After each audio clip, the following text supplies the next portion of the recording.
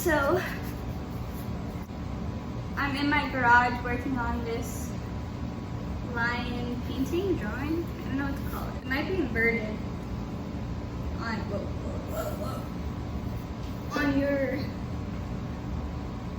on the screen. Hold on.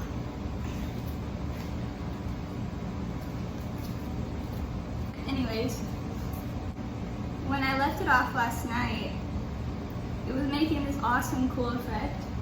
And then I came back to it today and it's not as cool. I don't know what happened. I guess it just dried how it dried. So I'm trying to figure out how to get that effect that I had last night and have it stick. Because I really liked it. I am going to have to redraw this line a lot. And I don't know what to do about the butterfly. It just looks so still. And I want it to look like it's fluttering and floating and whatnot, so I'm not really sure what to do about that. So I think the best thing to do now is leave it be, let it dry, and come back to it. And then maybe next kind of redraw the line a little bit more. It's really just the mane that needs to get redrawn. I'm also just kind of procrastinating. I have a pet portrait I need to work on, but I just finished a pet portrait. So, procrastinating a little bit. Actually a lot, because I actually started painting some Christmas ornaments. So that's how you know I'm procrastinating, because it's August and I'm painting Christmas ornaments. I've been doing a lot of pet portraits, which I think in the beginning, in a lot of artists' art journeys, pet portraits are a thing. A lot of people like pet portraits, and that's what people want. They want to pay for custom art that means a lot to them, which I totally understand. It's a hot day at work. Jeez Louise. Yeah, so this is where we're at. The lion, I'm gonna have to redraw the mane over here a little bit. And I don't know what to do with the butterfly. I want it to look like it's moving, and trying to figure out how to give it movement and also have it be cohesive with the rest of the piece. So this is definitely in a very strange stage at the moment, but I think I just have to trust the process, you know? Here's the little ornaments I painted. I figured it's probably good to get started on them now, so I'm not like rushing when it comes to that time of year. And then I'll put this ribbon on it. And I want to make more, I just have to go get more. I got these boxes to go with them last night at Michael's. And then this is the next pet portrait I'm working on. I'll insert a photo here of the one I just finished. That one was for a pet portrait competition. And now I'm working on this one as a commission. I have no idea what to do about the background, and that has had me stumped. So I think what I'm going to do is transfer it and try to extend the base here of the blanket, and then message the person and see what he thinks. So that's where we're at for now.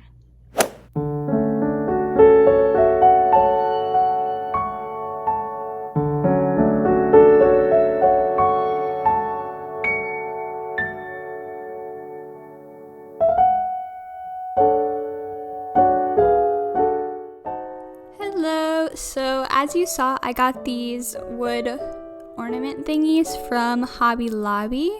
They were about $4.99 per package, which I thought was great because you get like 4 or 5 in a little package.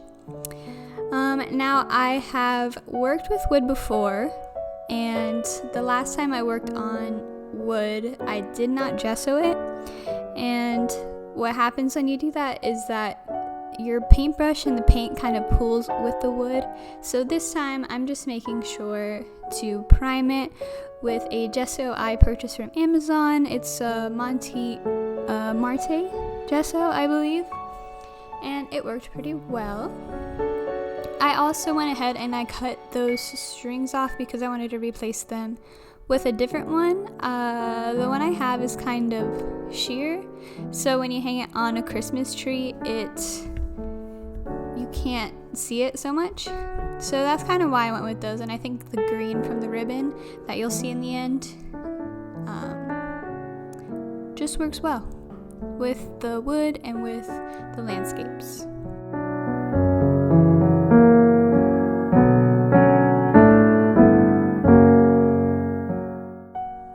And on each one of these, I am using oil paint. I normally like to paint landscapes in gouache, and I really enjoy gouache a lot for landscapes.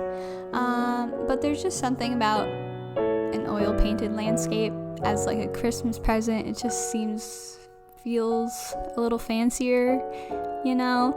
And I also have never really painted a landscape in oils, so this was kind of a first go for me. And it was fun. I enjoyed it. It definitely a different experience and different techniques than gouache, but I think we worked with it well. So you'll see here at the end how they turned out. Actually, you probably already saw a couple completed in the thumbnail. Those 3 that are in the thumbnail are in my shop if you wanted to get a Christmas present for yourself or for someone else. I also used a reference photo from my Pinterest, Charlene Salento Art, and whenever I'm bored, I just go through Pinterest and I collect a bunch of reference photos, and I have them all organized. And so if you wanted to follow me on there, no pressure, there's a bunch of reference photos for you that are ready for your drawing experience. Anyways, so here's my process, and I hope you enjoy.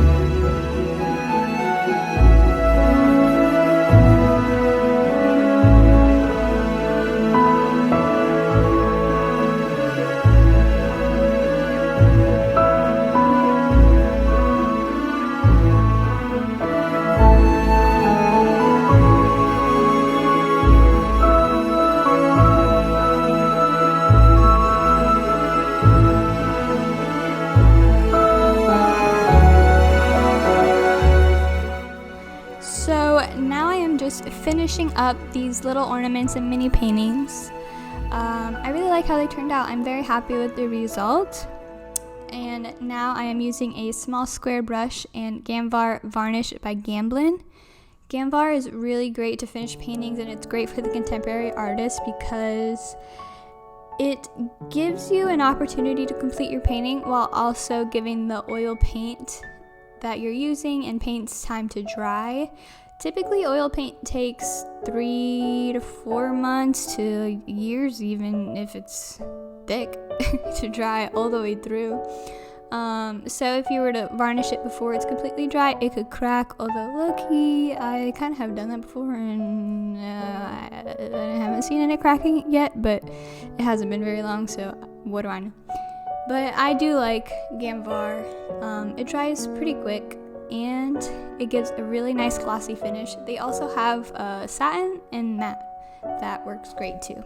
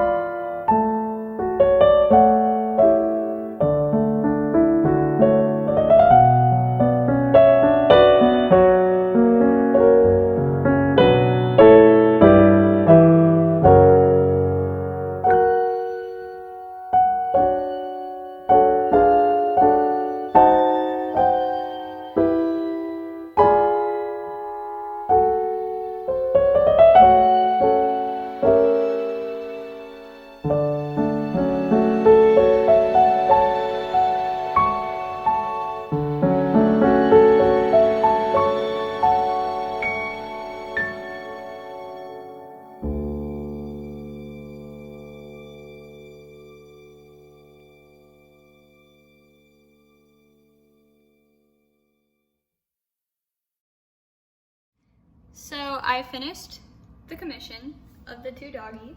I also finished painting the ornaments, although I kind of want to make a couple more and make a TikTok. And now I'm baking pumpkin bread. This is how we make it feel like fall in Florida. How do I get this off? Okay, cool. I'm still working on that lion drawing painting. I think I'm almost done with it. I'm trying to figure out how to do that cool technique I showed you guys in the beginning. And there's this artist I found on Instagram who successfully completed something similar. And so I DM'd her, and she was nice enough to DM me back, and she told me that she did a layer, waited for it to be almost dry, and then used thinner. And that's something I didn't do, was wait until it was almost dry. I did it right away. So we're gonna try that. Hopefully I don't mess up that drawing, because that would stink. Yeah. This recipe makes 2 loaves, and I'll link it down below or in the description, whatever. And it's pretty good. I feel like I've made it so many times now, but I got the hang of it.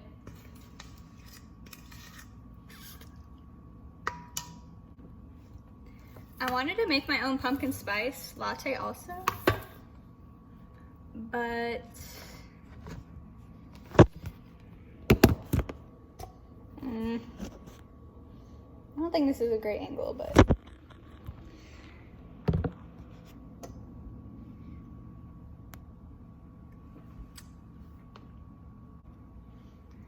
I wanted to make my own pumpkin spice latte also, because Starbucks is just too expensive. Or I'm too cheap, either one. However, it's 5 in the afternoon and my sleep schedule is already really messed up, so we don't need to mess it up anymore. Maybe in the morning we'll look up a recipe and have some pumpkin bread. Yum. Now I gotta do dishes. I don't like doing dishes. Takes the fun out of it.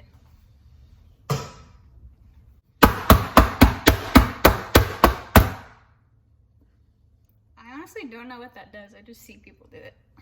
So I'm gonna do it too.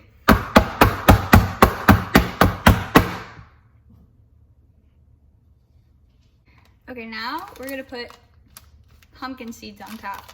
We have roasted and lightly salted, as well as just raw pumpkin seeds.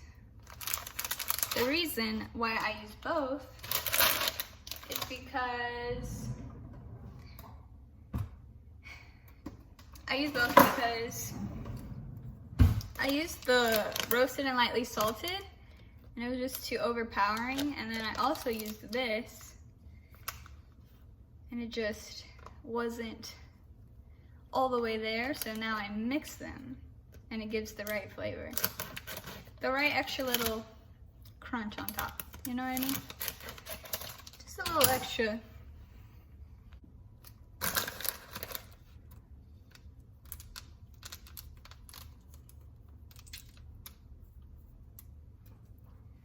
Like so.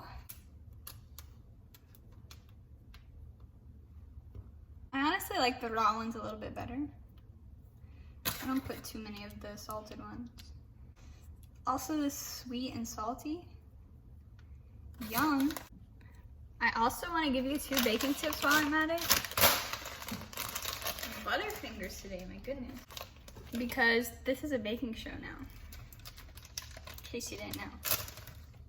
So my number 1 baking tip is, if the recipe says soften the butter, don't melt it in the microwave, because I've done that and it's incorrect, because then you change the consistency of the bread and the recipe. What you want to do is leave it for a couple hours outside of the fridge,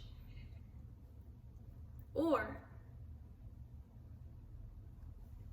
put it between 2 parchment paper and roll it with a pin, and that'll soften the butter.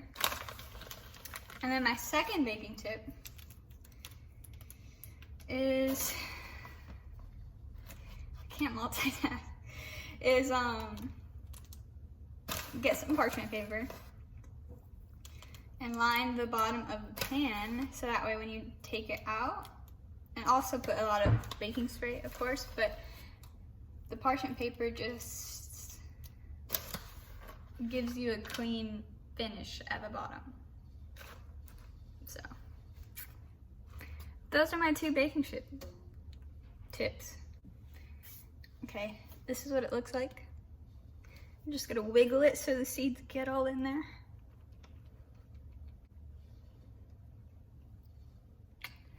Now I'm gonna put it in the oven for, look how crusty this is.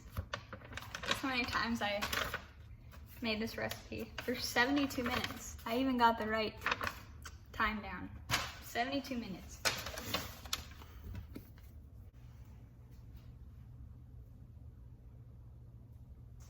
The oven rack isn't quite in the middle. That's gonna bug me, so I need to fix that.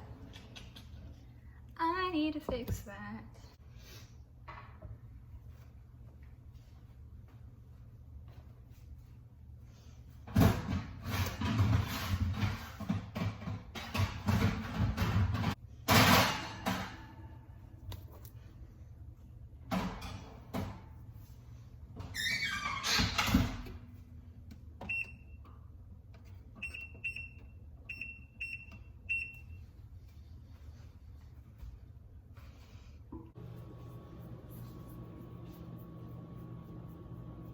My elbow's itchy.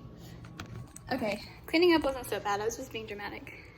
I just wanted to show you where I'm at with the line drawing painting thing.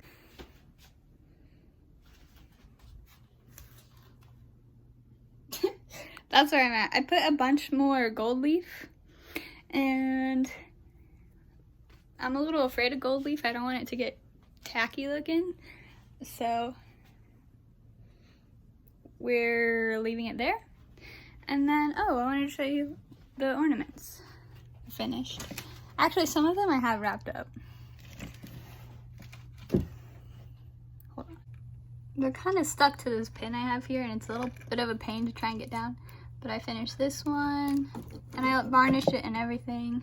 That one. That one. Okay, there it goes. This one. It's a little wet, actually. And yeah, that wasn't a very good shot of them. Apologies. Bless you. Oh, you're such a good boy. Anyways, I'm now waiting for the pumpkin bread to bread. And that's it. To the few people who watch these videos, thank you. I'm grateful that you're here. And I think that's it for this video. I was hoping I was gonna finish that big lion painting drawing. I keep calling it a drawing painting because it's not, there's paint in it, but it's mostly a drawing. Anyways, yeah, I was hoping I was gonna finish it in this video, but I didn't. So that'll be for next video, and yeah. Bye. See ya.